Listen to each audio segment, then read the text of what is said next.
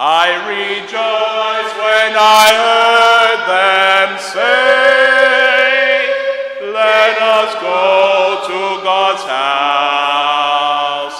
And now our feet are standing within your gates, O Jerusalem.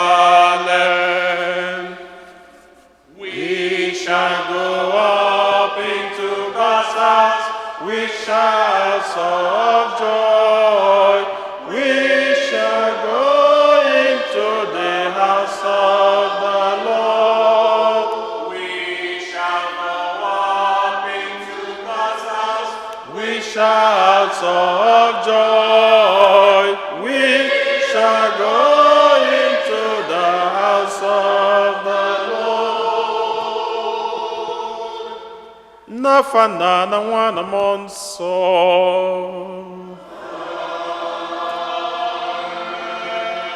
Ka ngọzi nke Onyenwe anyị Jesu Kristi na ịhụnanya nke Chukwu na ịdịkọ n'otu nke Mmụọ Nsọ na-enye dịrị unu niile.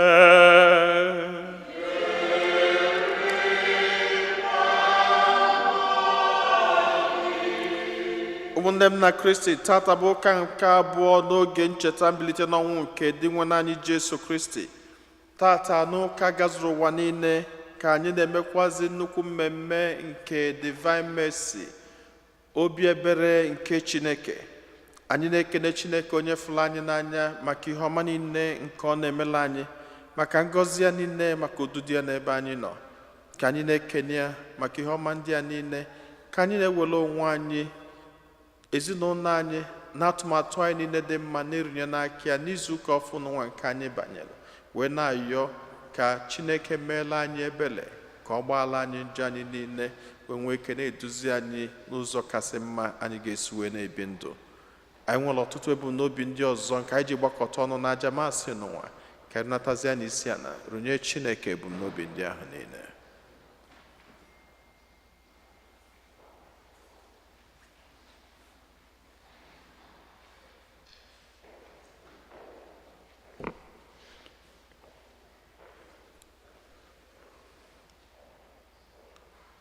Ụmụnna, ka anyị kwado onwe anyị nke ọma maka nnukwu emme nke Yukaristia n'ụwa site n'ikwupụta njọ anyị.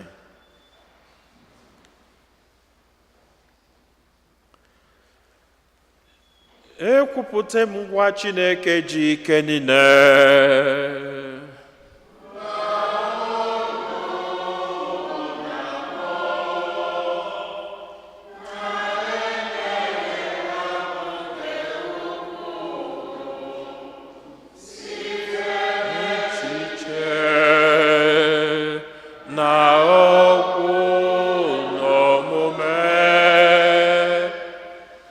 Site n'ịrapụ ezi omume kwesịrị na mụ ga-eme,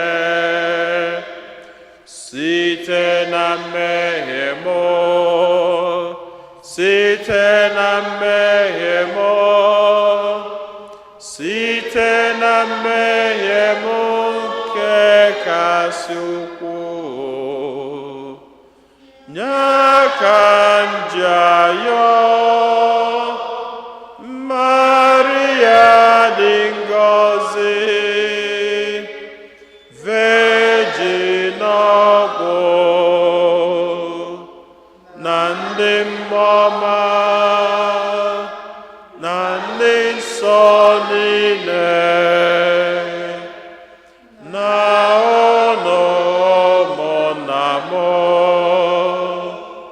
unu rịọbara m ose bụrụwa Chukwu anyị ayịyọ, ka Chineke ji ike niile mere anyị ebere, gbaghara anyị njọ anyị, duru anyị na ndụ webebe.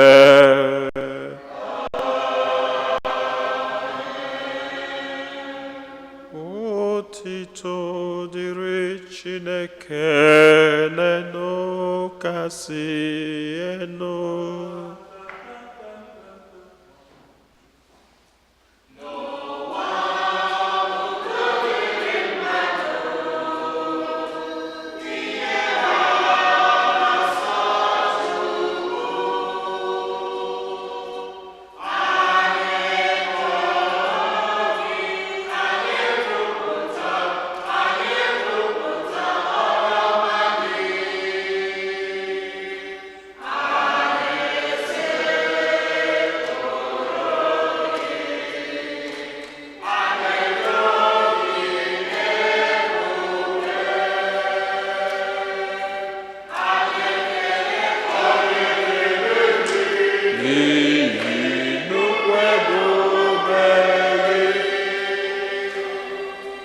anyị ekele gị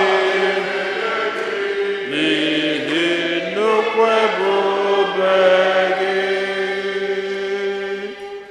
Ose bụ Nwachukwu, eze nke n'igwe, Chukwu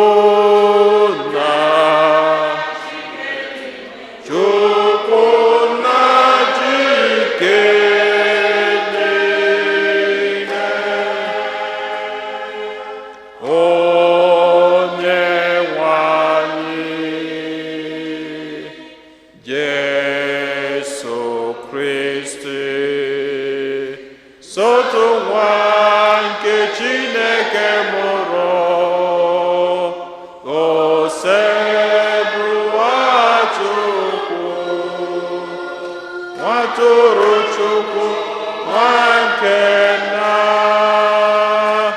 onye na-egbochapụ njọ.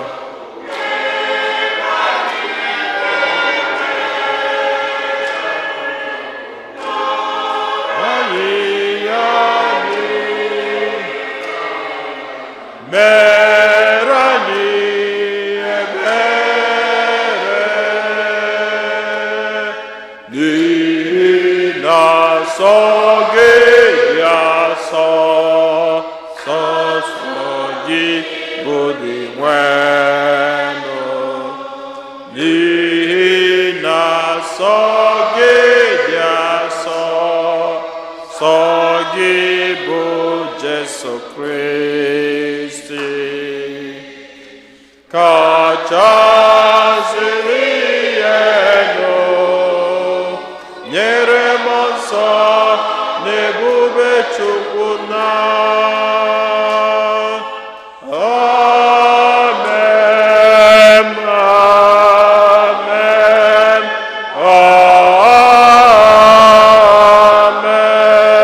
Amen. Ka anyị yọọ ayịyọ. Chineke onye ebere dị ebighị ebi, iji emume ncheta ọnwụ na mbilite n'ọnwụ nke nwa gị na-amụnyere anyị ndị nke gị dị nsọ ọkụ nke okwukwe, biko mụbaa amara nke inyere anyị, mee ka anyị niile ghọta nke ọma ihe bụ na asachapụrụ anyị na njọ, bịakwa mụgharịa anyị ọzọ na mmụọ, mekwa ka anyị ghọta ụdị ọbara ejiri gbapụta anyị. Anyị yọrọ nke a site na dị nwa anyị Jesu Kristi nwa gị, onye gị na ya dị ndụ na-achị n'ịdịkọ n'otu nke mmụọ nsọ, otu Chukwu site n'ụwa ta ụwa niile.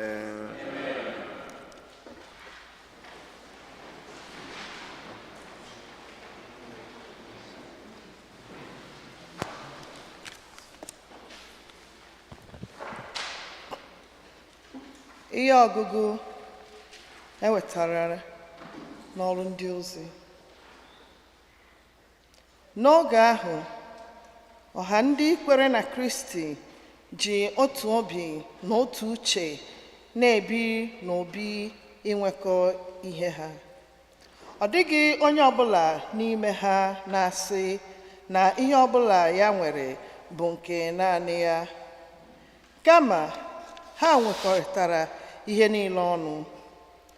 Ndị ozi jikwa ike ha niile na-agba akaebe banyere mbilite n'ọnwụ nke Onyenwe anyị Jesu.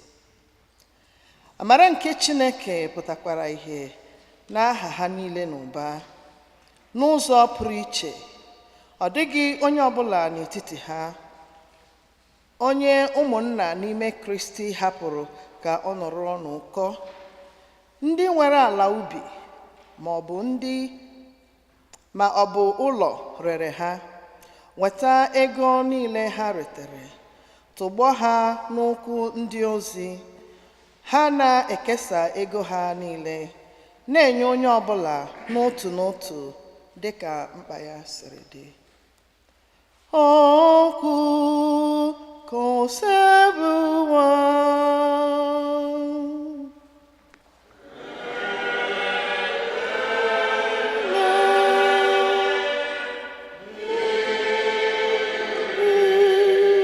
to nyenụ Onyenwe anyị ekele n'ihi na ọ dị mma, n'ihi na ịhụnanya ya enweghị ngwụcha.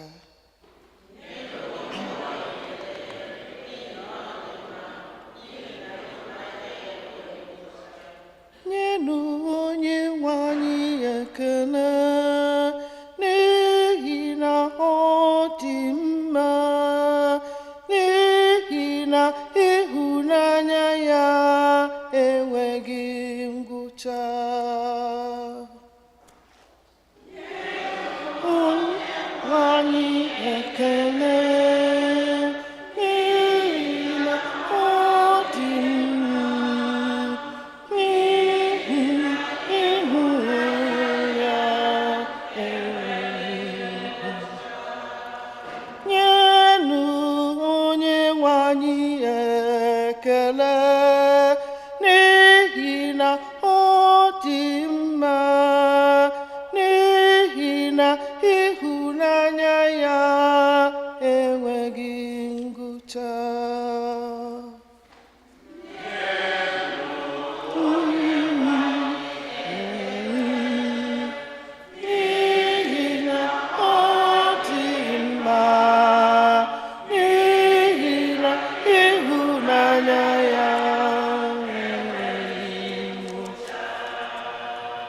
ka ụmụ Izrel kwuo sị, ịhụnanya ya enweghị ngwụcha.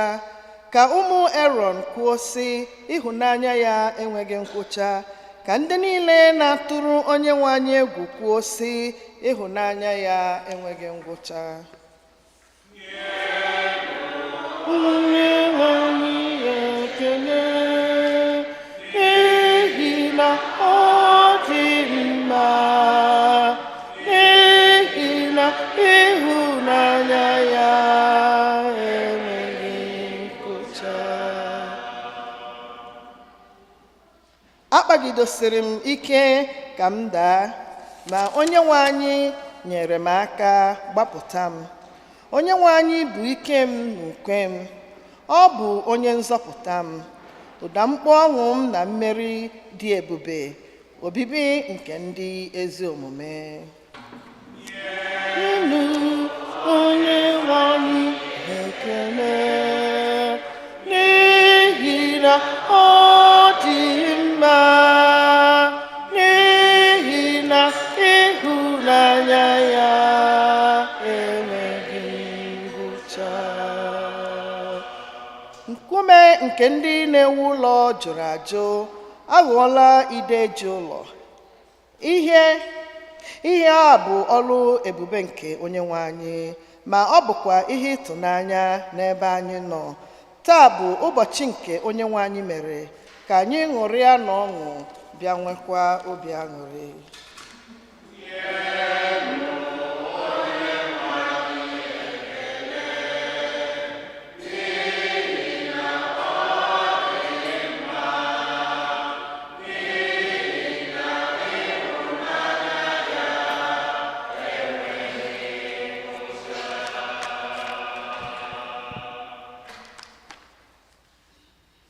Ihe ọgụgụ ewetara n'akwụkwọ mbụ nke Jọn dị Asọ dere: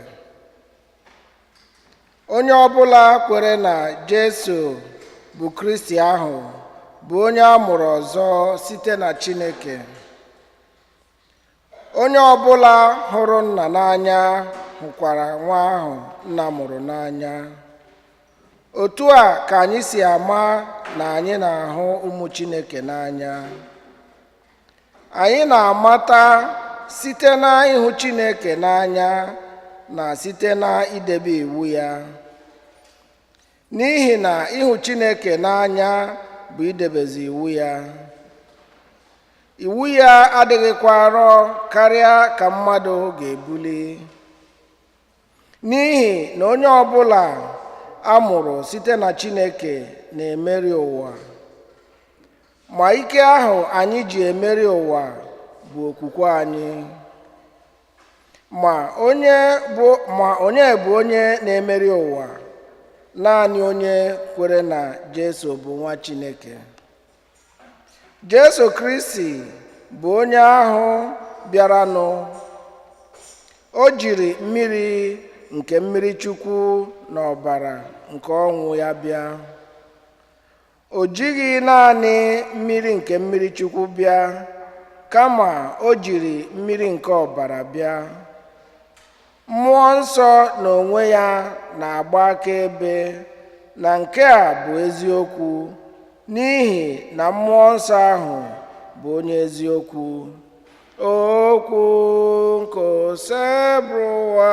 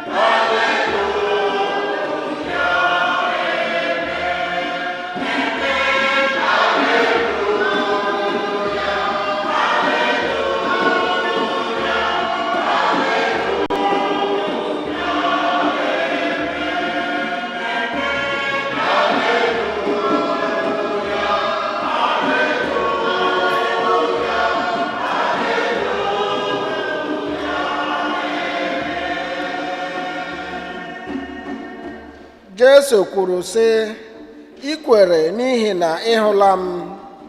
Ngọzi dịrị ndị na-ahụghị m n'anya ma kwere." Aleluya.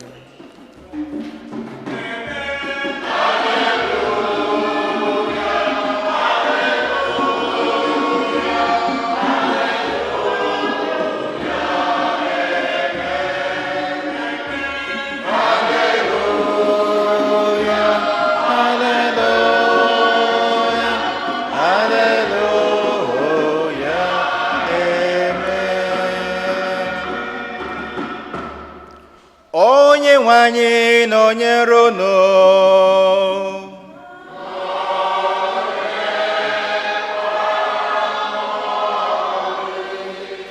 Ihe ọgụgụ nke si n'ozi ọma dị nsọ nke Jọn dere.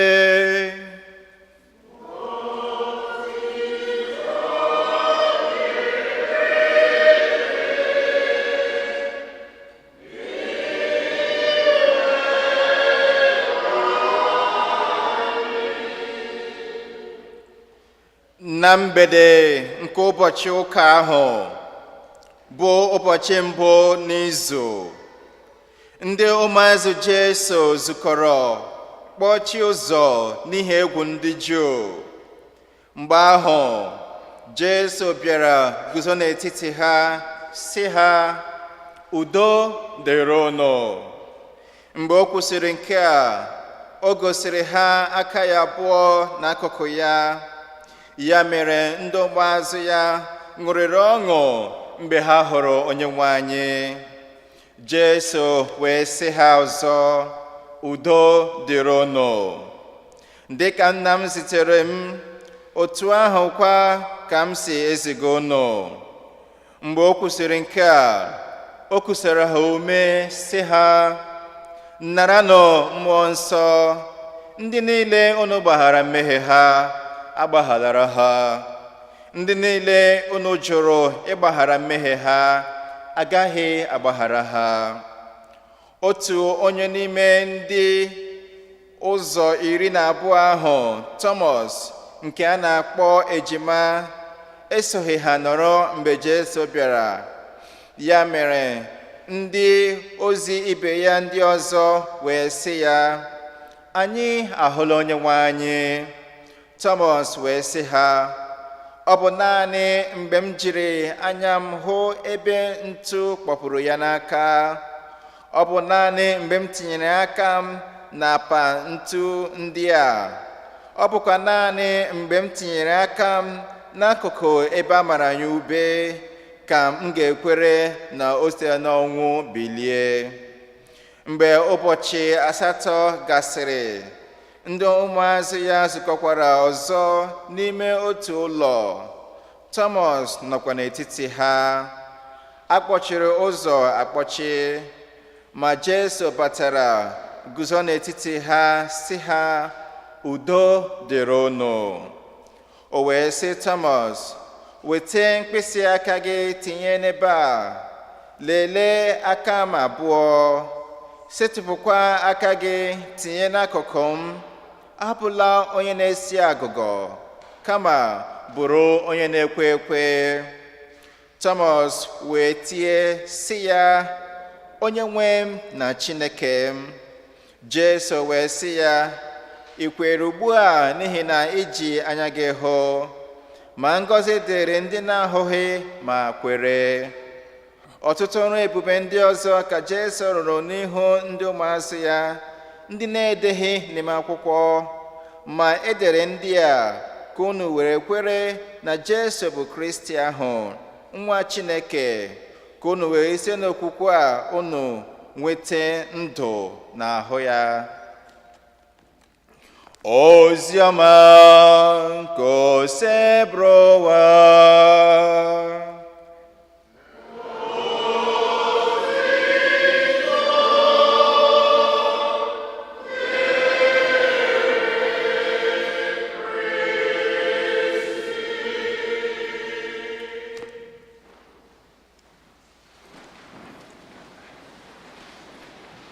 Ndị be anyị, otu ọ dịrị Jesu.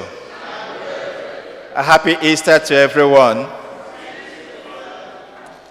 Taa n'ụzọ pụrụ iche, anyị na-eri oriri obi ebere nke dị nwe anyị Jesu Kristi, Divine Mercy Sunday. Aga m ebido kwuchukwu a weta akụkọ. A few years ago, n'ebe anyị, ana m na-aga shopping na shopping center. So m erutewe ihu shopping center ahụ ndị gbakọrọ ọnụ. So out of curiosity, ma garuo nso ka hụ ihe na-eme. Ya hụrụ nwa okorobịa ekpunyere taya. Ma jụ, gịnị ka o mere? Asị na o zuru pọs nwaanyị mmadụ, ejide ya. Ka na ha ekwu ụmụ okorobịa ebute fuel ma taya ha etinyere n'olu wụnye. Nwoke mmadụ a na-ebe, merenụ m ebere, merenụ m ebere. Awụkwanụ m onye ohi, ọwa agụrụ mere ihe ndị a. Enwere m nwunye, enwere m ụmụ. Enweghị onye chọrọ ịnụ ihe ndị ahụ niile. Eweta matches, etinye ya ọkụ. Nwoke mmadụ erere họ unyiri. Akpata oyi awụọ m, ahụ ajụọ m oyi. Ma laruo na-eche ihe ndị a, n'ihi na ihe ọ na-ekwu ka ọ na-ere ọkụ ahụ wụ mere m ebere, mere m ebere. Ma ele anya masị, mgbe m lara ụlọ na-eche maka ya, masị, otu n'ihe anyị kacha achọ dịka mmadụ wụ obi ebere, obi ọmịiko. Anyị niile n'ebe a, anyị na-achọ ka anyị na-enweta obi ebere, obi ọmịiko na nghọta, mana ebe Chineke nọ, mana ebe mmadụ ibe anyị nọ. Mana otu aka ahụkwa, obi ebere na obi ọmịiko na nghọta na mgbaghara wụ ihe kacha ara anyị ahụ inye onye ọzọ. Otu ọ dịrị Jesu. The greatest need, or one of the greatest need of our psychological need of man is mercy, compassion, forgiveness. But at the same time, this psychological need of man is the hardest for us to give to others. Oya mere ụka ji elecha anya, ahụ that the post-resurrection event, ihe ndị mere mgbe Jesu bilitere n'ọnwụ, o nweghị ihe a tụrụ anya na ọ ga-eme. N'ihi na dịka mmadụ anyị wụ, after conquering death, after conquering sin, we expected a kind of aggressiveness from Jesus, right? A kind of retaliation, a kind of revenge, mewara iwe, a kind of separation for those that betrayed him, those that denied him, those that persecuted him, even those that he did good to. No merihoma, but on the Friday, Good Friday, they shouted, "Crucify him, crucify him." So the expectation was that of punishment and hell for those in that state. But the gift he was giving anybody that he appeared to, whether as an individual or as a group, or peace, udo. Yeah, then no, 3 days ago, nothing happened. The suffering, the way to Golgotha, nothing. Everything has been forgotten in a haste. But he was giving them peace. So, Chineke na-ekpughere onwe anyị ụdị ọ dị, ụdị obi ebere, ụdị ịhụnanya, ụdị ọmịiko. N'ihi na asị anyị na ndị ụmụazị ya na ha na-atụ ụjọ, ọ wụghị naanị egwu ndị Juu, ha nakwa na-atụ ụjọ n'ihi na mgbe Mary Magdalene gwara ha na ọ hụla onye nwe anyị, ha nakwa na-atụ ụjọ na onye eme ihe ọ ga-emezi ha, because they abandoned him at his greatest moment of need. They denied him, they betrayed him, they rejected him. But the first thing he gave them, peace, love, even power to do work greater than he did on earth. So that is why we are celebrating Divine Mercy Sunday. Ịgwa anyị ụdịrị mmadụ Chineke anyị wụ na ọ wụ onye obi ebere, ụjọ atụna anyị. So do not be afraid or discouraged to go to him. So no matter how heavy my sin may be, no matter how heavy your sin may be, God is ever willing, ready to forgive and to forget. Ọ bụ ihe na-agwa anyị taa na ọ bụghị naanị na o nyere ha udo, ya ehiwekwe the sacrament of confession, sacrament of reconciliation, sacrament of penance. N'ihi na ọ malarị, even in the future church coming up, that anyị ezugo oke. So he doesn't want anything to separate us from his love. That is the sacrament of reconciliation. And sometimes, ekwensu na-etinye anyị mmụọ ọjọọ n'isi, anyị echere na enwere njọ Chineke na-agaghị agbaghara wuru anyị. Mgbe ụfọdụ na-ata gị ụta, ị gatụla ikpe ekpere, ozugbo igbusara ka ikpe ekpere, mmụọ ụfọdụ echiche abịa gị n'ime, si lekwe ihe nke i mere, lekwe nke i mere, mana mgbe ịbịa ikpe ekpere, ihe ha abụghị gị mmụọ Chineke, ọ mmụọ ekwensu. Because that spirit wants to sever you more from God. Because Chineke anyị will be ebere. When you ever open your mouth, feel remorse and asking for mercy, he will grant you that mercy. Ọ na-agwazi anyị n'ihe ọgụ nke abụọ na anyị niile ewu ndị kwere na Chineke na-enwe na gịnị, anyị ga na-ebizi ndụ ọhụrụ, anyị ga na-amụgharịla anya ọhụrụ. So what type of life are you still living as a Christian? What type of life are you still living as a disciple of Christ? Is the life of the Master influencing you, or the life of hatred, anger, revenge, retaliation, separation from others because nahameregi hojo? So God, our Master, Jesus Christ, is giving us a role model to follow. And he showed us a perfect example in the first reading, how the early Christians were gathering in unity, in love, in mercy, in forgiving spirit to share with one another. You can't share with your enemy. You can't share with somebody you are so bitter with. It's only somebody that you love. And the dịka mmadụ enweghị otu anyị ga-esi nọrọ dịka ụmụnne without offending one another. So sometimes I solicit forgiveness in advance. Gbaghara onye ahụ tupu gị na ya emekọwa. Gị na mmadụ na-emekọ ihe, buru ya n'obi na n'otu oge na ọ ga-eme gịnị, ọ ga-emejọ gị. Tupu otu oge ahụ eruo, bụ ụzọ mee gịnị, gbaghara ya. So that when it happens, it won't be a very huge shock for you. It will be easy for you to deal with. So taa, anyị na-ayọ Chukwu sị nna biko mee obi anyị ka ọ dị ka nke gị, obi umeala, obi ebere, obi ọmịiko. Meekwa ka udo i nyere anyị ka ruo anyị aka na mkpụrụ obi anyị, n'ezinụlọ anyị, n'ime obodo anyị.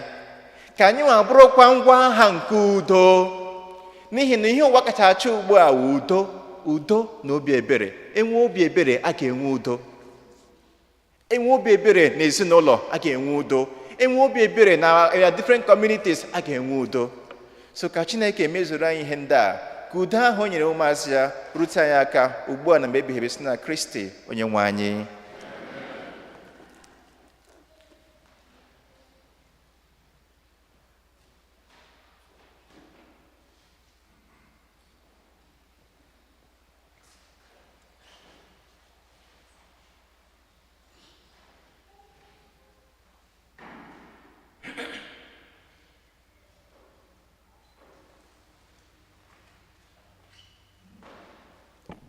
ekwe n'otu Chineke.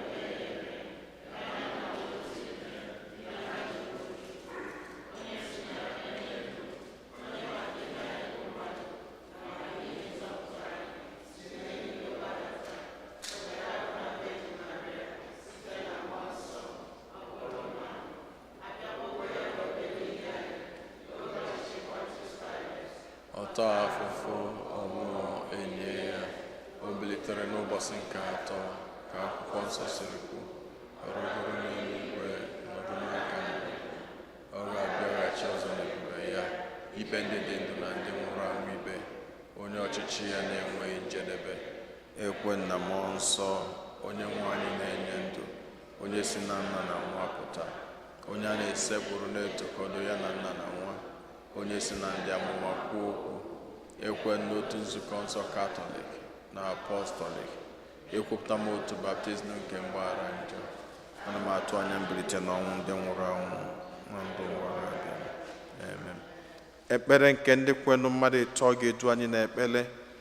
Chineke onye fụrụ anyị n'anya, anyị niile agbakọtago ọnụ ọzọ n'obi gị n'ụbọchị tata iji were bịa yọọ ebere gị n'ebe anyị nọ, ya na ebe iji werekwazi mkpa anyị dị iche iche runye gị n'aka. Anyị na-ayọ ka iche ntị ma nụrụ anyị anyị.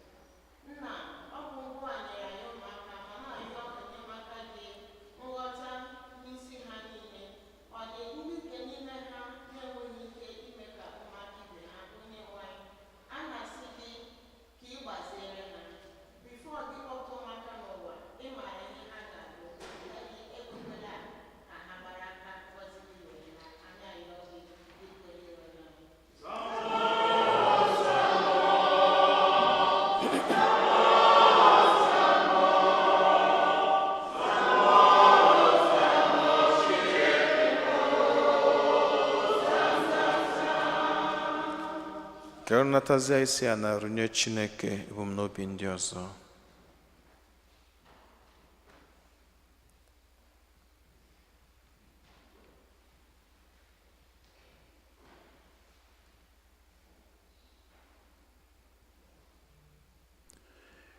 Chineke onye fụrụ anyị n'anya, anyị eburugo ebumnobi anyị niile, anyị eburugo ezinụlọ anyị niile, anyị eburugo mkpa anyị niile wee bịakwute gị.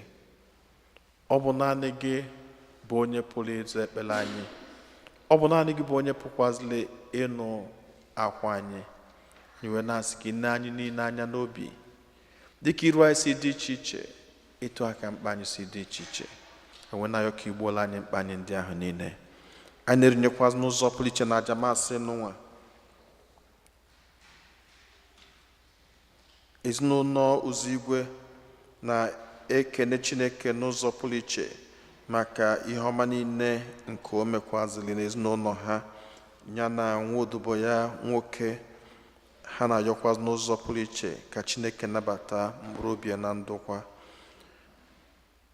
Ezinụlọ Anụfọrọ na-ekenekwazị Chineke maka ekpere nke ọ zara ha. Ezinụlọ Nweke na-ekenekwazị Chineke maka ịfụnanya. A na-erinyekwazị masị n'ụwa n'ụzọ pụrụ iche maka udo n'obodo nke Haiti. Onye nwe anyị erinyego gị ihe ndị a niile. Anyị na-ayọzi ka igbuola anyị mkpa anyị karịa ka anyị pụrụ ịyọ gị site na Kristi onye nwe anyị.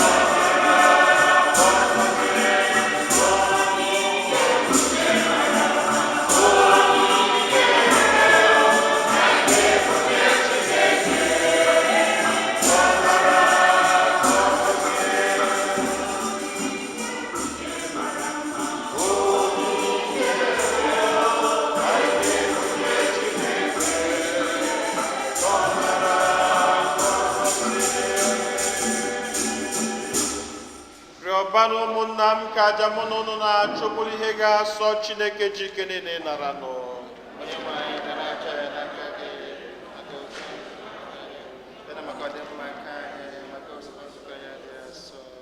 Onye nwe anyị, anyị niile bụ ndị nke gị, biko nara onyinye anyị na nke ndị amụgharịrị ọzọ n'oge ugbu a. Mee ka anyị site n'ikwupụta aha gị ya na n'ọmụmụ ọhụrụ amụrụ anyị nweta aṅụrị nke ndụ ebighị ebi. Anyị yọrọ nke a site na Kristi onye nwe anyị. Amen. onye nwe anyị na onye lụdọ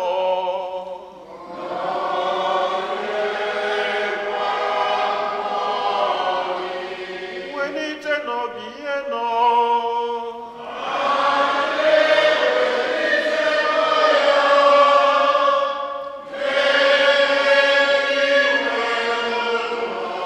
ka anyị nye n'ụdị nwere Chukwu anyị ya ekele.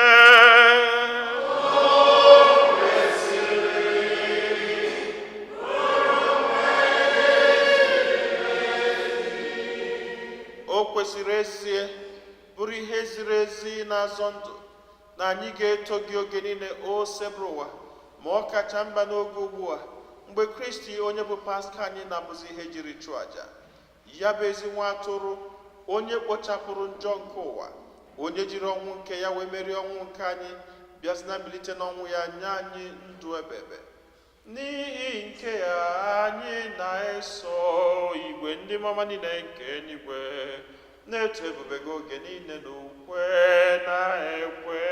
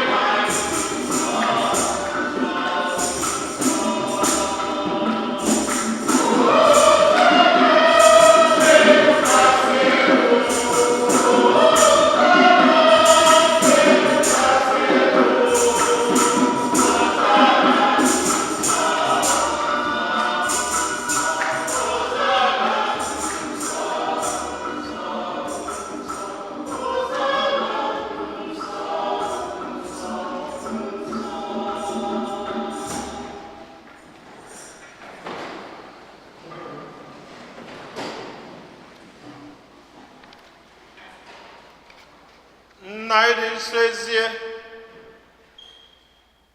sọ gị na-edo ihe dum nsọ, anyị arịọ ka ido onyinye ndị a nsọ terukwasị ha mmụọ gị ka ha wee ghọrọ anyị arụ n'ọbara nke onye nwe anyị Jesu Kristi, onye bịara tupu edunye n'ọnwụ nke o jiri aka wee nara o were achịcha nye gị ekele n'otuto nyawa ya nye ya ụmụazụ ya sị, naranụ nke a rienụ ya ọnụ niile, nke a bụ arụ m nke a ga-eduru nye maka ụlọ.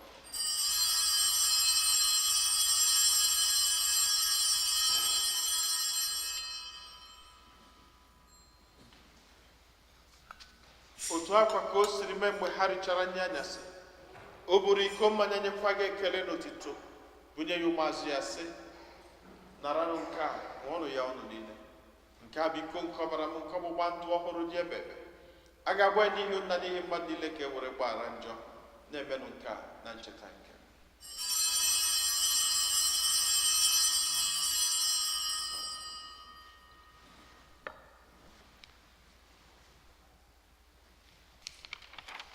ka anyị kwupụtanụ n'ihe omimi nke okwukwe anyị na-eme ugbu a.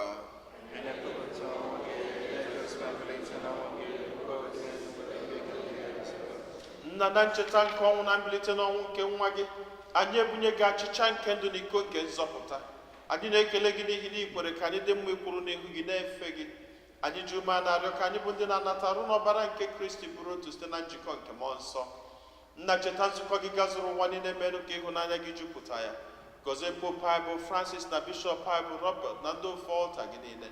chetakwa ụmụnne anyị ndị ji okwe gaa n'ezumike nke ọnwụ, kpọbata ha na ndị ọzọ niile nwụrụ anwụ n'ihe nke ebube gị. Biko meela anyị niile ebere.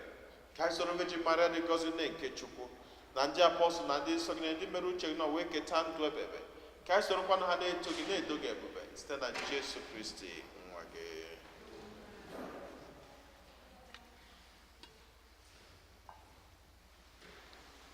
Ihe niile kere eke na-eso ya bụ Kristi, na-esikwa n'ime ya na n'aka ya, na ịdịkọ n'otu nke mmụọ nsọ, na-enye gị bụ Chukwu nna ji ike niile, nsọpụrụ na otito niile, site n'ụwa tụ ụwa niile.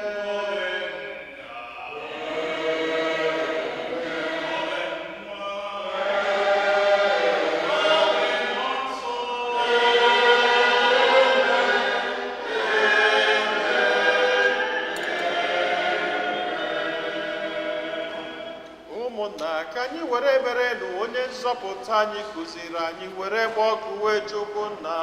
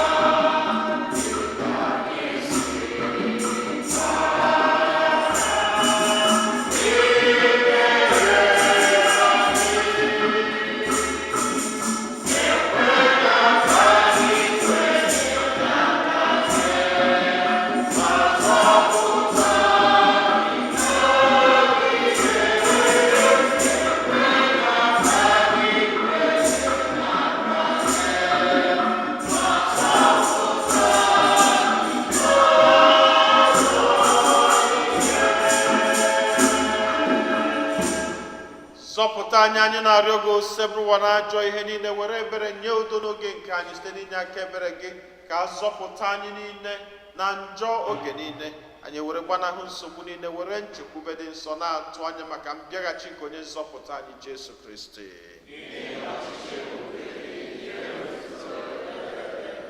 Onye nwe anyị Jesu Kristi, onye gwara ndị apọstụl gị, udo ka m na-arapụrụ n'udo nke m ka m na-enye unu, elekwa n'anya na njọ anyị, kama lekwasị anya n'okwukwe nke nzukọ gị. Nye ya udo n'ịdịkọ n'otu mgbe niile ka uche gị siri chọọ. Gị bụ onye dị ndụ na-achị ebe. Udo nke osebụrụ ụwa dịrị unu mgbe niile.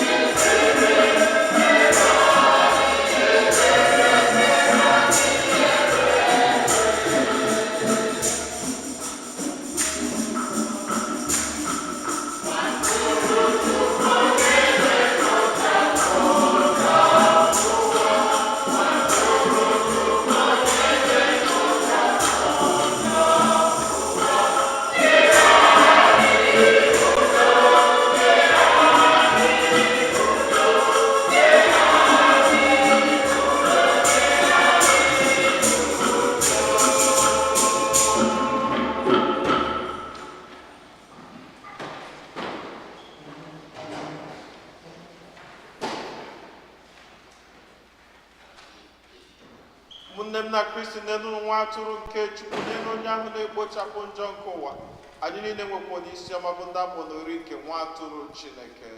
Dị nwere etu ọsọ nke batara n'obi m, ma ọ bụ ọsọ ọnụ gị agakwa mkpụrụ obi m. Ka n'ọbara Kristi chekwaba anyị niile wee rue na ndụ ebebe. Amen.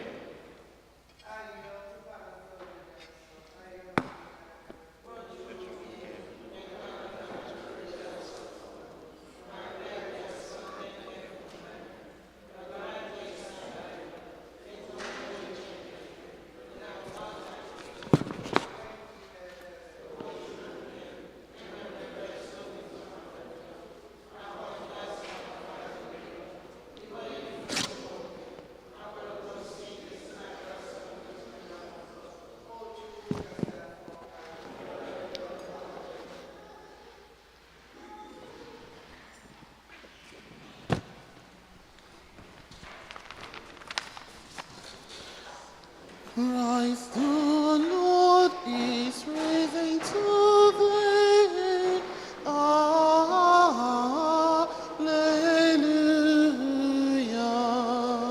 All on earth with angels sing. Alleluia.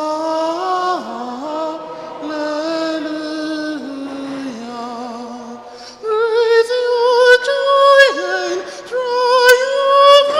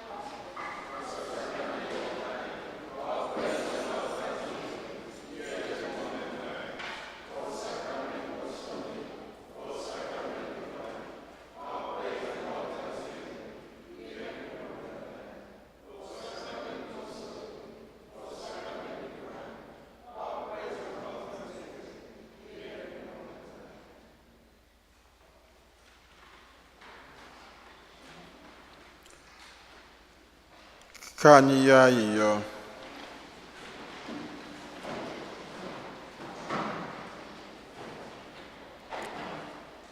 Chineke ji ike niile, anyị anatala ihe ọgbụgba ndụ nke ọnwụ na mbilite n'ọnwụ Kristi. Biko mee, anyị na-arịọ ka ọ nọnyere anyị oge niile site na Kristi Onyenwe anyị.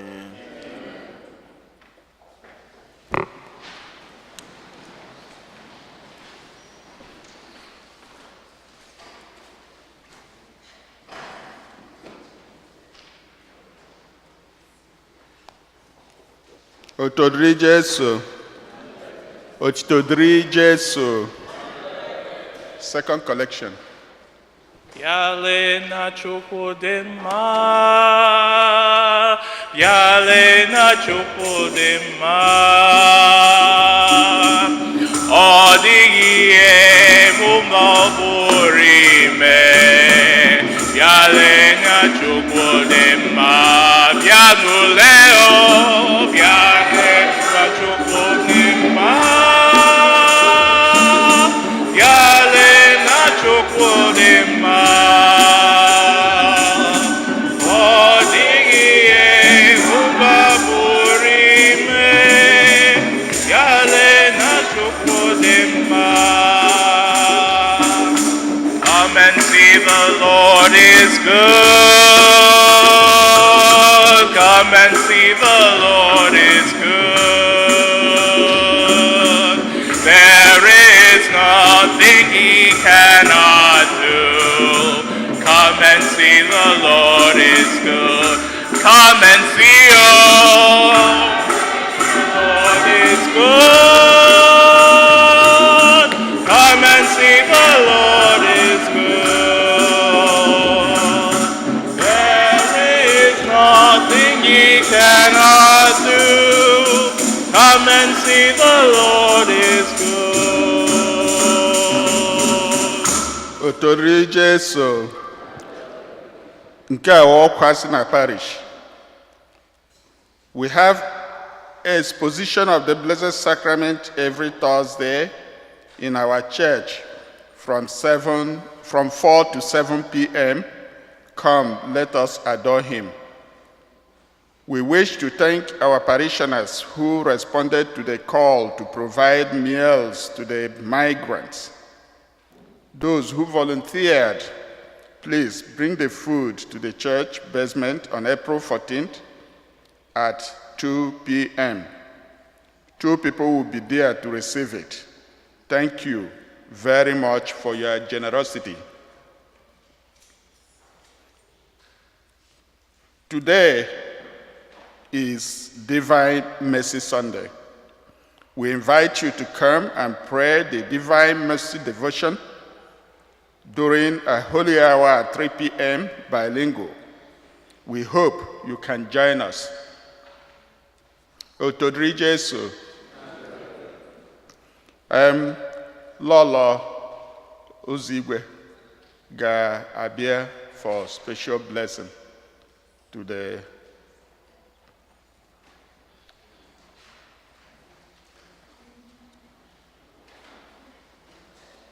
ndị kwaya.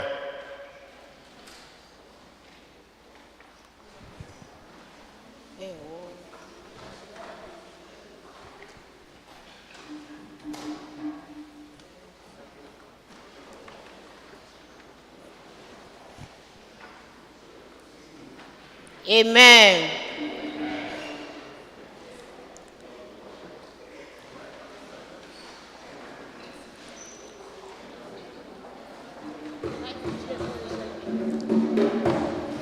Anyị ga-eji ọṅụ gaa n'iru na kelee ya.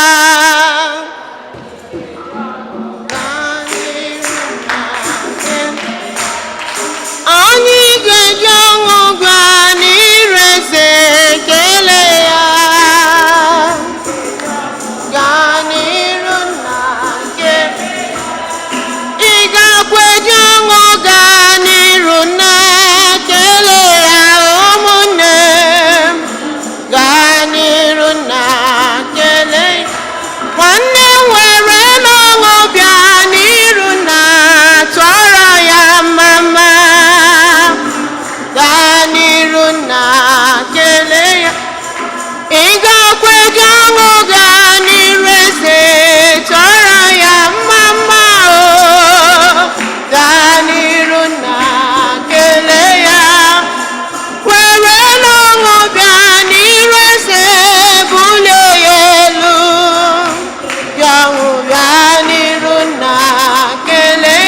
na-abịanụ. Anyị ga-eji ọṅụ bịa n'iru nna tụọrọ ya mmama.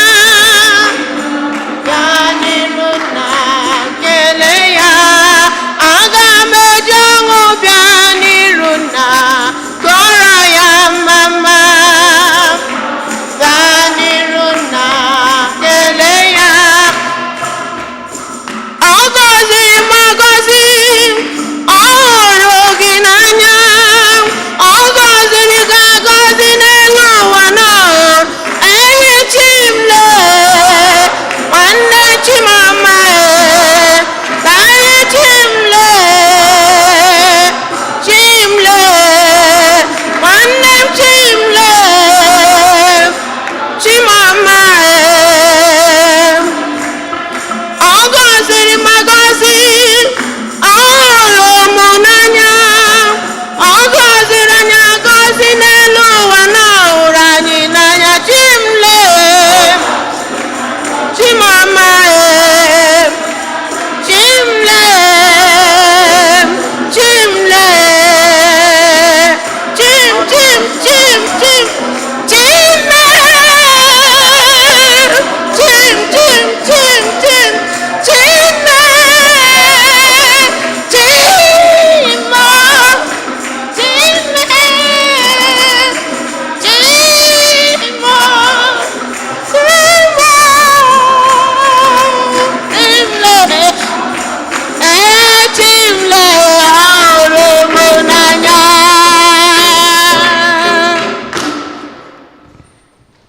Officially, tata ka nwanne anyị nwanyị na-eyipụ akwa ụjụ etu esi eme n'omenala Igbo. Ana ọ bụ ụka o ji eyipụ akwa ụjụ ka anyị na-eme tata. Anyị na-ekene Chineke n'ụzọ pụrụ iche, onye kpọbatala anyị nwanne anyị nwoke dike n'ụzọ igwe. O nwekwa anyị ike lụọ ọlụ niile nke ọlụ dịka mmadụ, gbaa mbọ niile nke ọ gbalụ dịka onye ozi nke Chineke, fee Chineke ofufe na n'ime mmụọ na n'eziokwu, nwekwa n'ezinụlọ, zụlite ụmụntakịrị ya dịka ikiera. Ọ bụkwazị mmasị Chineke na o si n'etiti anyị kpọlịa. Chineke wee nọnyere ezinụlọ ya ha nwee ike je mee nnukwu mmemme nke akwamozu, ụzọ anyị si asọpụrụ akwanyelu nwanne anyị na onye otu anyị nke rapụrụ ụwa n'ụwa. Anyị ma nke ọma na nwodibịa bụ dike n'ụzọ igwe anọrọgoli n'iru Chineke na-ekele anyị niile, ebe Chineke nwere ike dukwazi